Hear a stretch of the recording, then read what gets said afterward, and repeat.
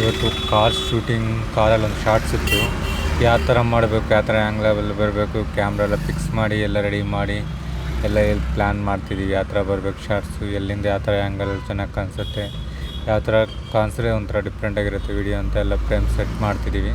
ಅದೇ ಇದು ವೀಡಿಯೋ ಕಾರಲ್ಲಿ ಒಂದು ಶಾರ್ಟ್ ಇದೆ. ಆಮೇಲೆ ಅದು ಮುಗಿದ್ಮೇಲೆ ಡೈಲಾಗ್ ಒಂದು ಪ್ರಾಕ್ಟೀಸ್ ಮಾಡಿಸ್ಬೇಕು.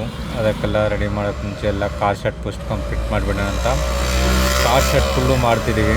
ಇದೆಲ್ಲ ಕಂಪ್ಲೀಟ್ ಆದಮೇಲೆ ನೆಕ್ಸ್ಟ್ ಬಂದುಬಿಟ್ಟು ಡೈಲಾಗು ಯಾವ ಥರ ಮಾಡಬೇಕು ಏನು ಅಂತ ಕಾರ್ದು ಒಂದು 4-5 ಶಾರ್ಟ್ ತೆಗೆದ್ವಿ. ಬ್ಯಾಕ್ ಶಾರ್ಟ್ ಒಂದು, ಫ್ರಂಟು, ಆಮೇಲೆ ಡೋರ್ ಓಪನ್ ಮಾಡೋದು, ಅಲ್ಲಿಂದ ಒಂದು ಟಾಪ್ ಆ್ಯಂಗಲ್ ಶಾರ್ಟ್ಸ್ ಎಲ್ಲ ಒಂದು 4-5 ಆಯಿತು. ಅದಕ್ಕೆ ಯಾವ ಥರ ಅಂತ ಅದಾದಮೇಲೆ ನೆಕ್ಸ್ಟು ಯಾವ ಥರ ಮಾಡಬೇಕಂತ ಒಂದೊಂದು ಬೇರೆ ಶಾರ್ಟ್ ಅದು ಎಕ್ಸ್ಪ್ಲೇನ್ ಮಾಡ್ತಿದ್ದೀನಿ.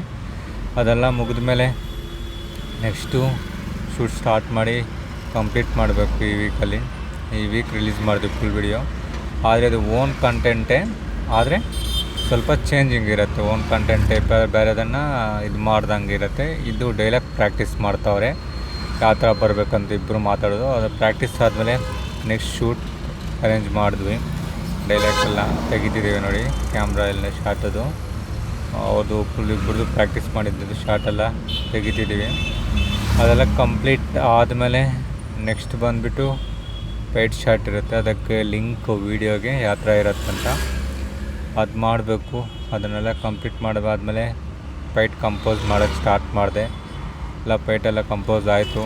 ಅದೆಲ್ಲ ಸ್ವಲ್ಪ ಒಂದು 4-5 ಶಾರ್ಟ್ಸ್ ಮಾತ್ರ ಹಾಕಿದ್ವಿ. ಮಿಕ್ಕಿದೆಲ್ಲ ಫುಲ್ ವೀಡಿಯೋ ಬರುತ್ತೆ. ಎಲ್ಲ ವೀಡಿಯೋನ ಹಾಕೋಕ್ಕಾಗಲ್ಲ, ಅದಕ್ಕೆ ಒಂದು 4-5 ಶಾರ್ಟ್ಸ್ ಮಾತ್ರ. ವಿಡಿಯೋ ಎಲ್ಲ ಶೂಟಿಂಗ್ ಆಯಿತು. ಇವಾಗ ಮನೆಗೆ ಹೋಗ್ತಿದ್ದೀವಿ. ಇವಾಗ ಕಂಪ್ಲೀಟ್ ಆಯಿತು. ಹಿಂದ್ಗಡೆ ನೋಡಿ ಅವರಿಬ್ಬರು ಪ್ಯಾಕ್ ಮಾಡ್ತಾವ್ರೆ. ನಮ್ಮ ಫ್ರೆಂಡು ಡ್ರೈವ್ ಮಾಡೋಕೆ ರೆಡಿಯಾಗಿದ್ದಾನೆ. ಇನ್ನೊಬ್ನು ಇಲ್ಲೋಗಿ ಮುಚ್ಚಿಕ್ಕೊಂಡಾನೆ, ಎಲ್ಲ ಬಚ್ಚೆ ಸ್ವಂತ ಕಾಣಿಸ್ತಿಲ್ಲ. ನಮ್ಮವನು ಡ್ರೈವರು, ಅವರಿಬ್ರು ಕ್ಯಾಮ್ರಾ ಸರ್ವಿಸ್ ಮಾಡೋರು. ಓಕೆ, ನೆಕ್ಸ್ಟ್ ಶೂಟಿಂಗಲ್ಲಿ ನೋಡೋಣ. ಓಕೆ, ಬಾಯ್.